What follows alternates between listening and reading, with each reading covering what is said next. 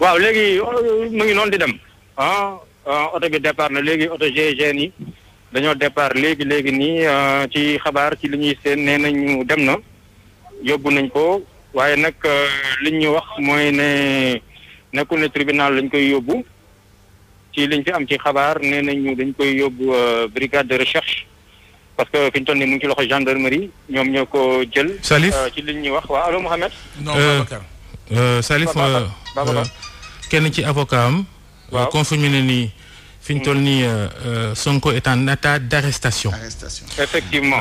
nekkatul mandat d'amener mais arrestation. Effectivement léegi nag moo tax ñu ngi noonu kon. et direction la section de recherche. Effectivement pour entre autres troubles à l'ordre public. Effectivement parce que donc les choses shiftent. waaw ba pare leneen la lu ñu yaar yokk ci yëf yi léegi xam nga si sànq avocat am bi maître Babacar kii sànq bañ koy jël sànq mu ñu koy wax mu ngi naan lii dañu xëy na sax ñoom ñu ne dañ koy toppee loo xamante ni daa indi trouble à l'ordre public ak fatt yoon weeg voie publique beeg ñoom it seen kon nag fi ñu toll nii kon mel na ne ci loolu noonu kon lay doon mu doon beneen yëf boo xamante ni tijjeeku na kon fi ñu toll nii waa GIGN jël nañ ko nee nañ ñu dugal na ko ci oto bi nga xamante ni mooy blindé bi jëm ak moom fi nga xamante ni mooy section de recherche comme ni nga ko waxee kon donc muy corniche ba muy avenue Cheikh Anta Diop bi nga xamante ni fa la ko gars yi doon xaaree kon day mel ni njuuy nañu ñi nga xamante ni ñoo ko doon xaar foofee daal di koy yóbbu feneen si ot nag Babacar escorte bi koy yóbbu fii nii moom. mi ngi ci benn 4x4. waaw waaw escorte bi koy yóbbu escorte la boo xamante ni escorte bu am solo la. kon Souleymane une affaire dans l'affaire maintenant. Une affaire dans l'affaire maintenant et ni ko ñenn ñi xalaatee woon mais après il faut ñu xool fan la instruction yi pour arrêter ko jógee fan la jëlee fan la jógee est-ce que dañu delluwaat ci phase procureur ci beneen dossier parce que bu ñu ko yóbboo section de recherche am na tamit nu muy demee parce que dañu viser dara waaye bu ñu commencé wax trouble à l'ordre public il faut ñu xool aussi parce que léegi delluwaat parce que ñu ngi woon ci juge d'instruction ci dossier bële mais fii bu ñu ko yóbboo section de recherche il faut ñu xoolaat ndax ndax procureur moom moo leen demandé. ñu arrêté ko yóbbu pour def seen enquête de police ñu xool aussi boobu fan la jëm. mais daal judiciaire bi mu ngi ci beneen dimension bi mu ngi ci moom mooy finalement la question qu'on peut se poser moom mooy à qui profite la situation bu ñu indee affaire ci biir affaire bu ñu jëlee léegi Ousmane Sonko maître Bamba Cissé ñu ngi lay nuyu. maa ngi lay nuyu Babacar. est-ce que da ngay confirmer ni Sonko est en état d'arrestation gendarmerie da ko arrêté war ko yóbbu section de recherche. maa ngi koy dëggal actuellement àgg na section de recherche de la gendarmerie à Colobane. à Colobane te ñun avocats yi ñu bloqué nañu doo leen dem te ñun dañu war a dem assister ko parce que ce qui s'est passé c'est que ñun dañu jógee tribunal ne léegi comme dafa am blocage au niveau de la Stel Mermoz ñu bloqué fa auto Sonko nous a appelé ne léegi ñëw leen ngeen jël si ma man ñu ñëw avocats yi ñëw indi seen auto avec Demba Ciré Bathily et Joseph Étienne Diop ñu fekk Khoureychi Ba di génne Sonko ne ko léegi may leen ñu ne leen gendarme yi may leen ñu yóbbu ko tribunal gendarme yi concerté wu ba pare ñëwaat ne déedéet mënatu leen ko yóbbu sax force ñu ne ko mais ñun juge d'instruction bi moo ñu woo te solution bi ngeen doon ut ñun ñoo leen koy may ñu ne ñu déedéet amul benn solution léegi dañ koy ubbiwaat dañuy ubbiwaat beneen dossier dañu ne ñu ubbi beneen dossier pour trouble à l'ordre public ak manifestation à une participation à une manifestation non autorisée. maître Bamba Cissé kan moo ubbi dossier boobu est-ce que procureur la.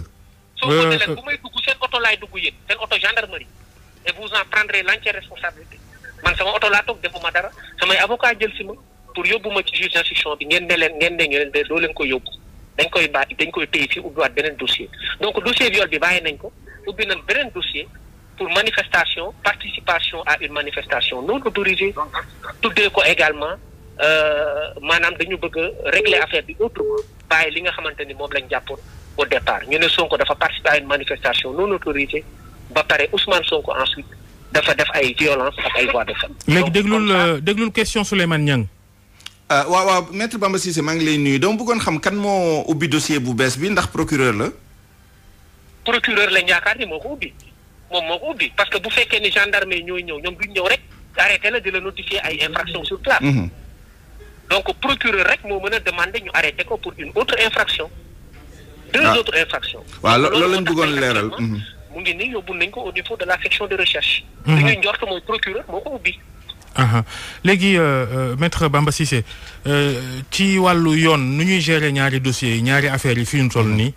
waaye ñoom ñooy xool nu ñu koy gérer c'est pas à nous de répondre à cette question là. mais yéen seen taxawaay day compliqué wala du compliqué. dañu bëggoon dugal ci benn dëgg sërëx ñun dugguñu ci ñu offrir leen solution ñu ne déedéet comme dëgg sërëx bi yàqu na avocat yi ñëw nañ ne dañ koy jël si ñu ne déete waaye de kon nañ ubbi beneen dossier pour trouble à l'ordre public ak participation à une manifestation non autorisée. est-ce que juge d'instruction bi jotoon naa def émettre mandat d'amener pour jëli ko ci circulation. benn mandat juge d'instruction bi dañ ko tàggu ne ko ñu ngi jëli Sonko parce que ñu ngi koy xaar mais dañ ko bloqué au niveau de Stèle Mermoz juge d'instruction bi ne maître mën ngeen dem jëli ko ñu dem indi suñu oto jël oto dem ba Ciré Bathily pour jëli ko ñu dem Sonko génn di dugg ci oto bi ñu jàpp ko ne ko doo dem ne ko doo dem.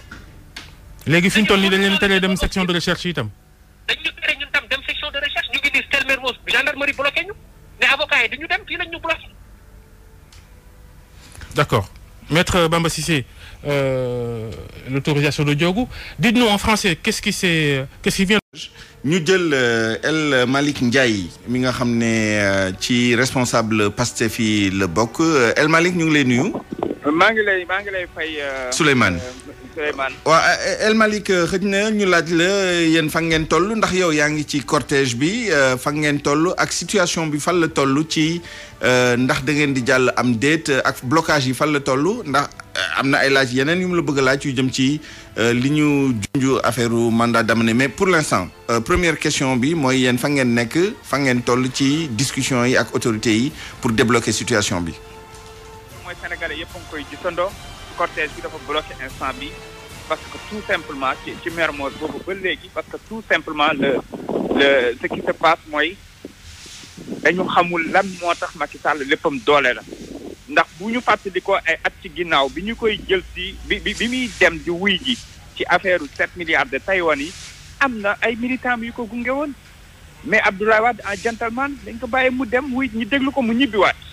Président Ousmane Sonko wax na ko démb nee na leen actuellement bi ñu xamee ne le dossier est vide et que témoignage yi génn yëpp wane na ne c'est un lâche complot léegi nag ils veulent créer un autre dossier dans le dossier mooy lan mooy nañu fexe ba nu ñu ko yóbbulee mandat d'amener nga xam ne après mandat de dépôt direct lañ koy def bi ñu xamee loolu président Sonko ne damay xëy wuy ji waa léegi mu ne day xëy wuy ji xëy départ ñu ne ko fii ngay jaar doo jaar fii bi mu jëkkee génn VDN bëgg a jaar université ñu ne ko doo fa jaar.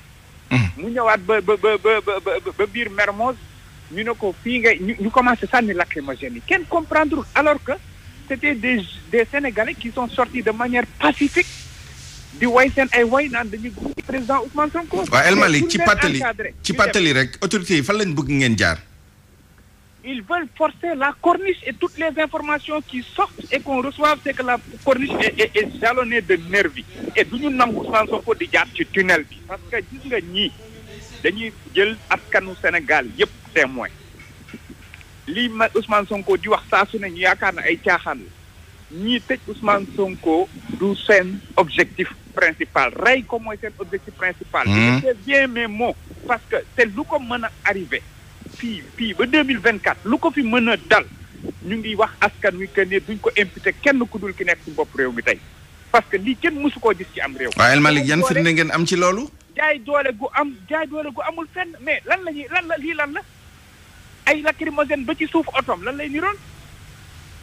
léegi El Malick ma laaj la benn laaj nee nga effectivement dañ koy wutal tuuma yu bees ay insurrection rébellion ak yi ni mel ngir am luñ teg ci kawam chargé ko yéen la ngeen di def pour moytu loolu parce que yéen loolu arrangé wu leen la ngeen di def pour moytu loolu. xëy wuy ji ñu bëgg a wuy ji ñu ne ñu du ngeen dem parce que lii dañ ñu bloqué loolu kese la c'est-à-dire que dégg ngeen préfet bi li mu doon wax en live di jot ay instructions au téléphone di wax ñëpp di ko dégg on va tirer journalistes yi tey kenn mënul xam Ousmane Sonko ci ban situation la nekk parce que tout simplement ñoom ñëpp la ñu écarté parce que li ñuy def bëgguñu jàpp toute sa garde rapprochée dugal ci fourgonnette yi ils sont seuls avec.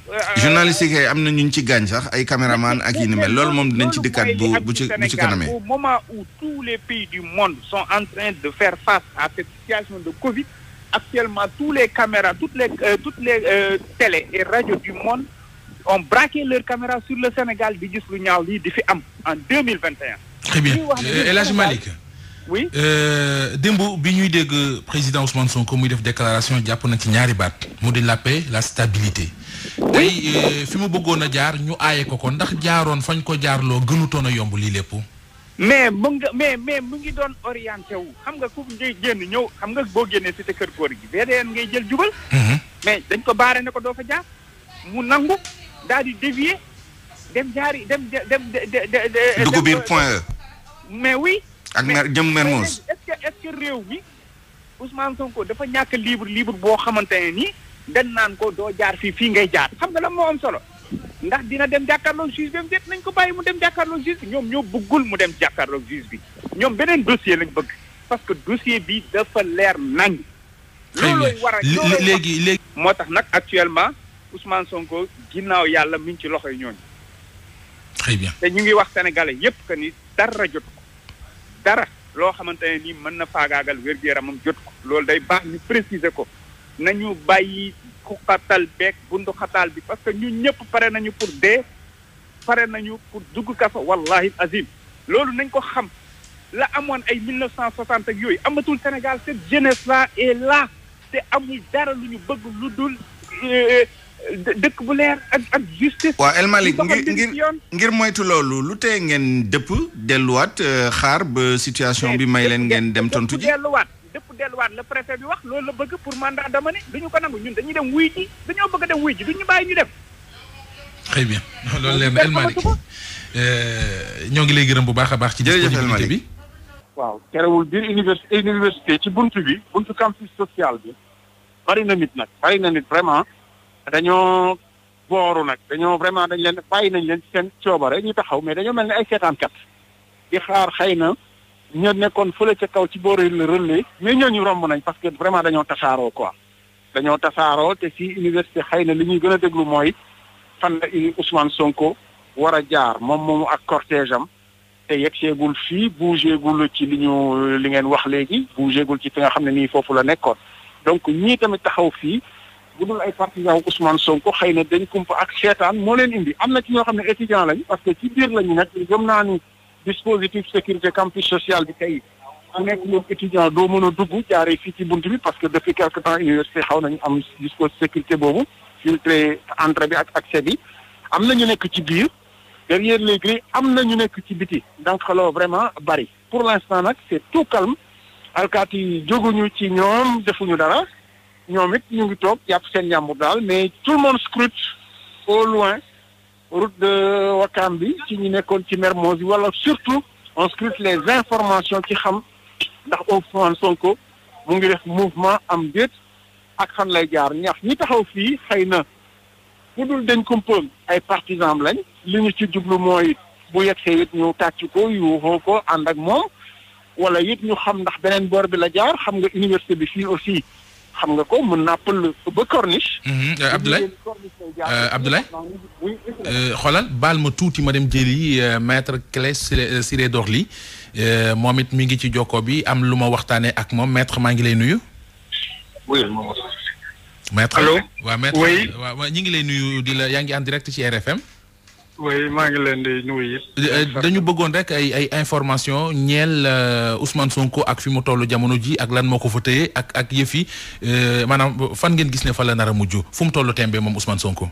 fi mu ne 30 secondes rek. jëm ci ne mi ngi ci auto gendarmerie ñi ngi seet nuñ koy yóbboo ndax loolu dëgg la am déet. Ousmane léegi ñu ngi doon jokkoo. dafa pare rek ngeen woo ma. li leer moom moo di que GIGN mu ngi foofu.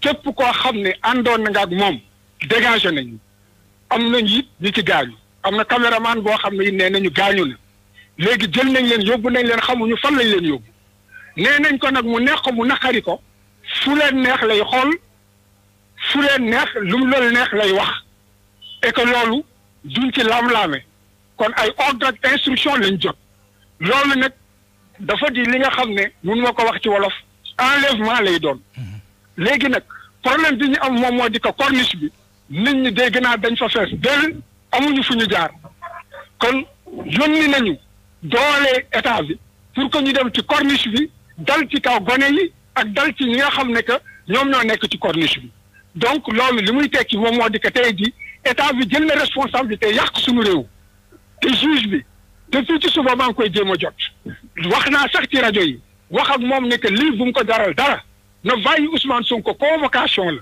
nit buñ ko convoqué dégg nga moom ak citoyen ordinaire ñoom ñoo yem su fekkee ne que dafay ñëw képp koo xam ne dafa gàllankoor ñëwam yoon moo war a dal ci kawam kon procureur de la République am na un motif aujourd'hui d'engager des poursuites ci les éléments des forces de l'ordre yi de la police administrative ou de l'administration yi nga xam ne que ñoom ñoo tere Ousmane Sonko ñëw procureur loolu la war a def lépp loo xam ne que léegi def nañ ko leneen jaay doole la te it léegi leer na ne que mbir mi du rek ay mbiru diggante ak rek Ousmane mbiru état bi la ak Ousmane Sonko et que tey jii dañ ko bëgg a jël otage nekk na déjà otage politique parce que ak xam ak yelleefu doomu aadama yu mu am yëpp fi mu ne futti nañ ko.